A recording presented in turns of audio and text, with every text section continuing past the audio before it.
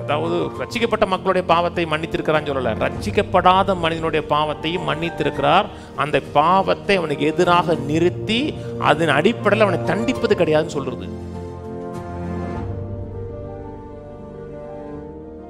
2 கொரிந்தியர் 5:17 இப்படிக்கு ஒருவன் கிறிஸ்துவுக்குள் இருந்தால் புது சிருஷ்டியா இருக்கிறான், பழையவைகள் ஒளிந்து போயின, எல்லாம் புதிதாகின. புது சிருஷ்டியா இருக்கிறான்னு சொல்லும் பொழுது அவனுடைய சரீரமோ எண்ணமோ முற்றிலுமாக புதிதாகலை. ஆவி புது மனிதன் அடைந்திருக்கிறது. ஆவி தேவனுடைய சாயலாக புதுசாக சிருஷ்டிக்கப்பட்டிருக்கிறது. பைபிளில் படிச்சிங்கன்னா சில இடத்துல சொல்லப்பட்டிருக்கும் விசுவாசத்தினால் ரட்சிக்கப்பட்டிருக்கோம் இருக்கு. எபேசியர் 2, ரோமர் 8 சொல்லுது நம்பிக்கையினாலே ரட்சிக்கப்படுகிறோம் இருக்கு. எபேசியர் 2 விசுவாசத்தினாலே ரட்சிக்கப்பட்டிருக்கோம் இருக்கு.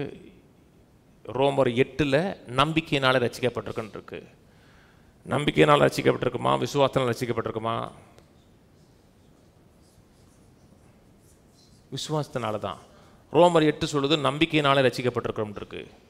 அப்போ வேதம் ஒன்றுக்கு முரண்பாடான்னு கேட்டால் வேதம் ஒன்றுக்கு முரண்பாடு கிடையாது.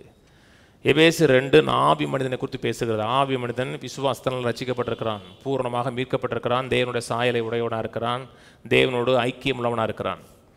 ரோமர் 8 சொல்லும் பொழுது இந்த சரீர மீட்பை குறித்து பேசுகிறது.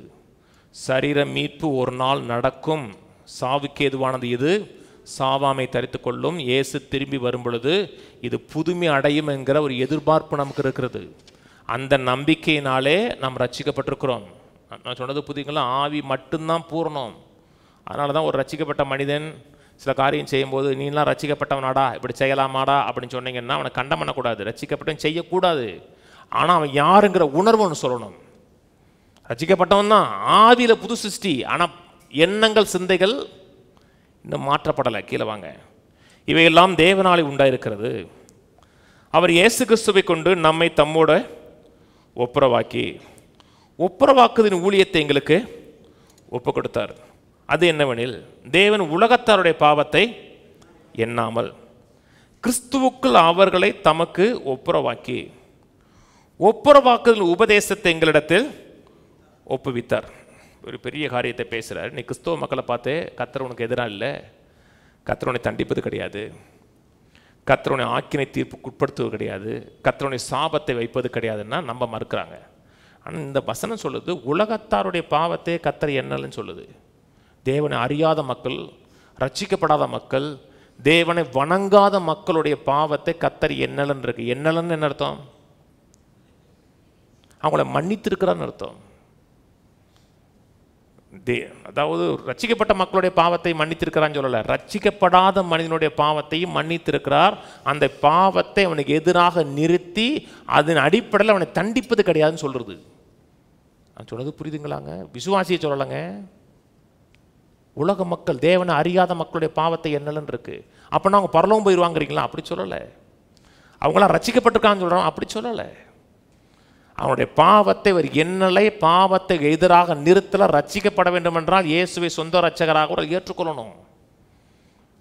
நான் சொன்னது இப்போ எவனுடைய பாவத்தை கர்த்தர் எண்ணாதிருக்கிறாரோ, எவனுடைய பாவங்கள் மன்னிக்கப்பட்டதோ அவன் பாக்கியவான். அந்த மன்னிக்கப்பட்டதை எவன் ஏற்றுக்கொள்கிறானோ அவன் ரட்சிக்கப்படுகிறான். கர்த்தர் எனக்காக உங்களுக்காக சிலுவையில் கிரயம் கொடுக்கல, எனக்காக உங்களுக்காக மட்டும்.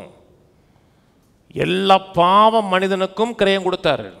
கர்த்தர் நீதிமானுக்காக மறிக்கலை, பாவிகளுக்காக மறித்தார். நீதிமானுக்காக மறிக்கிறாருன்னா நீதிமான் ஒருத்தம் கூட கிடையாது. இயேசு மறிக்கும் போது அத்தனை பேரும் பாவிகள்.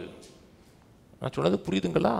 அவனையும் உங்களையும் வித்தியாசப்படுத்துகிறது என்ன? ஒரு தேவனை அறியாத மனிதனையும் ஒரு ரட்சிக்கப்பட்ட மனிதனையும் வித்தியாசப்படுத்துகிறது என்னன்னா, உங்களை நேசிக்கிற மாதிரி தான் அவனை நேசிக்கிறாரு. அவனை காட்டிலும் எக்ஸ்ட்ரா நேசிக்கலை. அவனுக்கு என்ன செஞ்சாரோ அதான் நமக்கு செஞ்சிருக்கிறார், நமக்கு என்ன செஞ்சாரோ அவனுக்கு அதான் செஞ்சிருக்கிறார். உங்களையும் என்னையும் வித்தியாசப்படுத்துகிறது என்னென்றால் நாம் தேவன் மேலே வைத்த விசுவாசம்.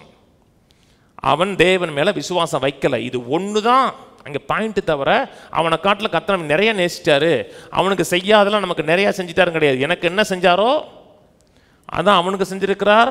என்னை என்ன நேசிக்கிறாரோ அதே அளவுக்கு நேசிக்கிறார். தீர்மானம் பண்ணுகிறது என்ன? நான் சிலுவையில் செஞ்சதை விசுவாசித்தேன், அவன் விசுவாசிக்கலை.